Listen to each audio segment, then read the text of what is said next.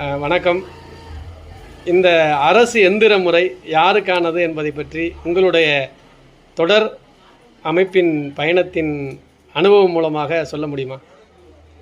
இந்த அரசு கட்டமைப்பு என்பது பெரும்பான்மை மக்களுக்கானது அல்ல.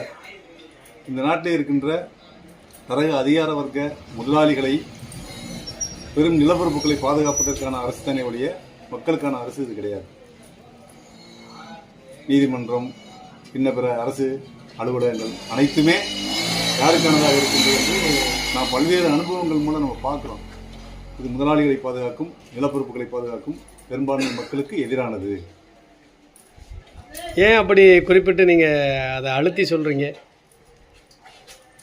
அதுதான் உண்மை. இன்னைக்கு பல்வேறு போராட்டங்கள் எடுத்துங்க. ஒரு குடிநீர் தேவைக்காக சாலையில் நிற்கிறோம்.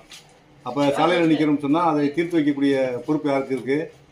ஒரு ஐஏஎஸ் அதிகாரிக்கு தான் இருக்குது. அவர் தான் அந்த மாவட்டத்தினுடைய ஆட்சியர். ஆனால் அங்கே முதல்ல யாரும் வந்து நிற்கிறா? காவல்துறை தான் வந்து நிற்கிது. அங்கே யாரும் வந்து நின்றுருக்கணும்? ஐஏஎஸ் அதிகாரி தான் வந்து நின்றுருக்கணும். அவர் நின்று சரி உங்களுடைய பிரச்சனையை தீர்க்கிறேன்னு சொல்லணும்.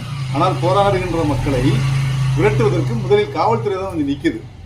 ஆக போராடும் உரிமையை கூட தடுக்கின்ற முறை இந்த மண்ணில் இருக்குது. போராடுவது என்பது உரிமைன்னு ஒரு பக்கம் சட்டத்தில் எழுதி வச்சிருந்தாலும் கூட அந்த போராடுபவர்களை அடித்து துரத்துகின்ற வேலையை அதே அரசு காவல்துறை வச்சு செய்யுது. அதனால தான் சொல்கிறேன், இந்த அரசு கட்டமைப்பு என்பது மக்களுக்கானது இல்லை. இப்படி நிறைய உதாரணங்களை சொல்லலாம். இதற்கான மாற்று வழி இந்த நாட்டில் வந்து பெரும்பான்மை மக்களுடைய எழுச்சி, ஒரு புரட்சியின் மூலம் தான். இந்த முதலாளித்துவ கட்டமைப்பு என்பது யாருக்கு? பெருமுதலாளிகள் வாழ்வதற்கான கட்டமைப்பு தானே ஒழிய பெரும்பான்மை மக்களுக்கானது இல்லை. ஆக பெரும்பான்மை மக்களுக்கான ஒரு ஆட்சி அமைப்பு வந்து ஒரு சர்வாதிகாரம், மக்கள் சர்வாதிகாரம் இந்த மண்ணில் வரணும். அது ஒரு புரட்சியின் மூலம் தான் நடக்கும். இது மன்னர்கள் காலத்திலையும் மாற்று முகத்தில் இருந்ததா நினைக்கிறீங்களா? இது மன்னர்கள் காலத்தில் வந்து ஒரே ஒரு மாற்றம் என்னன்னு கேட்டீங்கன்னா, அன்னைக்கு மன்னர்கள் வந்து ஏதாச்சும் அவங்க வச்சதான் சட்டம். அப்பவும் யாரு வாழ்ந்தாங்க அப்படின்னு சொன்னா மன்னர்கள், ஜமீன்தார்கள், நிலப்பரப்புகள், இவன் தான் வாழ்ந்தானே ஒழிய அடித்தட்டு மக்கள் எவனும் வாழல. அவன் பெருசா வந்து வாழ்ந்ததாக வரலாறு இல்லை. அதே நிலை இன்னைக்கு அரசாங்கம் என்று ஒன்றை உனக்கு ஒரு உரிமை இருக்கிற சட்டம், உனக்கு அனைவருக்கும் உரிமை, இது ஒரு ஜனநாயகம் என்ற பெயர்ல. இது யாருக்கான ஜனநாயகம் என்றால் இந்த நாட்டிலே இருக்கின்ற முதலாளிகளுக்கான ஜனநாயகம், பெருமக்களுக்கு எதிரான சர்வாதிகாரம்.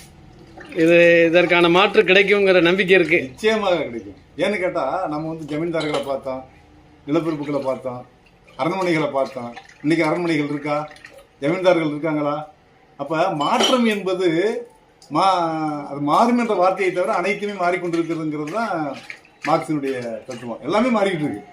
அப்ப எப்படி ஜமீன்தார்கள் காணாமல் போனார்களோ, எப்படி நிலப்பரப்பு